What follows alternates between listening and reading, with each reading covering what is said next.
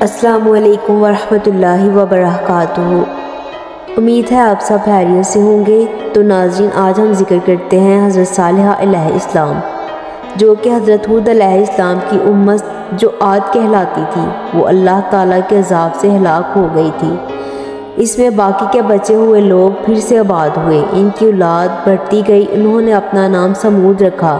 یہ لوگ بھی آہستہ آہستہ بت پرستی کرنے لگے اور برے کاموں میں پڑ گئے، تو اللہ تعالیٰ نے ان کے پاس حضرت صالحہ علیہ السلام کو نبی بنا کر بھیجا تاکہ یہ لوگ ایمان لے آئیں۔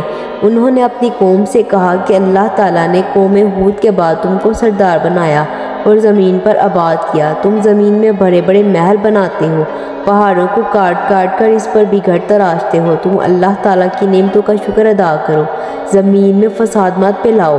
ان کی قوم کے امیر اور سردار لوگ جو غرور کرتے تھے، انہوں نے غریبوں سے پوچھا جو حضرت صالحہ علیہ السلام پر ایمان لے آئے تھے کہ بھلا تم کو یقین ہے کہ صالحہ کو اللہ نے نبی بنا کر بھیجا ہے؟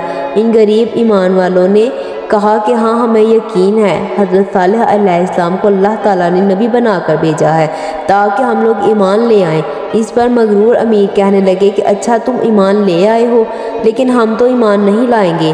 ان امیر لوگوں کو یہ تو عجب ہوا کہ اگر اللہ تعالیٰ کو کسی نبی بنا کر بھیجا ہے تو ہم امیروں میں سے کیوں نہیں نبی بنا سکتے تھے۔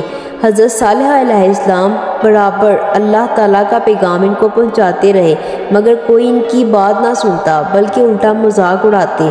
بلکہ آخر میں ان لوگوں نے فیصلہ کر لیا کہ حضرت صالحہ علیہ السلام سے کہا جائے کہ اگر آپ سچے نبی ہیں تو اس پہاڑ میں سے اونٹی پیدا کر دیں، ہم آپ پر ایمان لے آئیں گے اور جانیں گے کہ آپ اللہ کے سچے نبی ہیں۔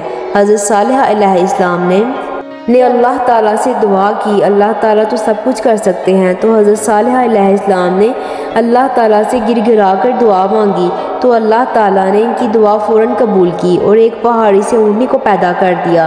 لیکن ان کی قوم یہ سچائی دیکھنے کے بعد پھر بھی ایمان نہ لائی۔ یہ اللہ کی اونٹنی ایسی تھی کہ جس چشمے پر جایا کرتی تھی پانی پینے، سب پانی ختم کر دیتی تھی۔ تو ان کی قوم کے لوگ اب اور بھی پریشان ہوئے۔ تو حضرت صالح علیہ السلام نے اپنی قوم سے کہا کہ ہم ایک باری مقرر کر لیتے ہیں، ایک روز تمہارے جانور چشمے سے پانی پئیں گے اور ایک روز یہ اونٹنی چشمے سے پانی پیے گی، لیکن دیکھو اس کو بری نیت سے ہاتھ نہ لگانا، یعنی اس کو کوئی تکلیف نہ پہنچانا، ورنہ تمہارے حق میں اچھا نہ ہوگا۔ کچھ روز تک تو وہ اونٹنی کو حیرت سے دیکھتے رہے۔ تو ان کی قوم کے چند لوگوں نے مشورہ کر کے اونٹنی کو مار ڈالا۔ تو حضرت صالح علیہ السلام کو اس کی خبر ہوئی تو وہ بہت پریشان ہوئے۔ انہوں نے اپنی قوم سے کہا کہ میں نے تمہیں منع کیا تھا کہ اس اونٹنی کو تکلیف مت دینا، ورنہ تم پر اللہ کا عذاب آئے گا، مگر تم لوگوں نے میری بات نہیں مانی۔ اب تم لوگ اپنے گھروں میں چند روز مزے کر لو، اس کے بعد تم پر اللہ کا عذاب آئے گا جو تم سب کو ختم کر دے گا۔ چنانچہ ایسا ہی ہوا، اللہ تعالیٰ نے حضرت صالح علیہ السلام اور ان کے لوگوں کو بچا لیا جو ایمان لائے تھے۔ لیکن جو لوگ ایمان نہیں لائے تھے، ایک بڑی ہیبت ناک اور خوفناک آواز پیدا ہوئی جس سے وہ اپنے گھروں سے اوندے پڑے رہ گئے اور مر گئے۔ ایسا معلوم ہوتا تھا کہ کبھی یہ یہاں رہتے ہی نہ تھے۔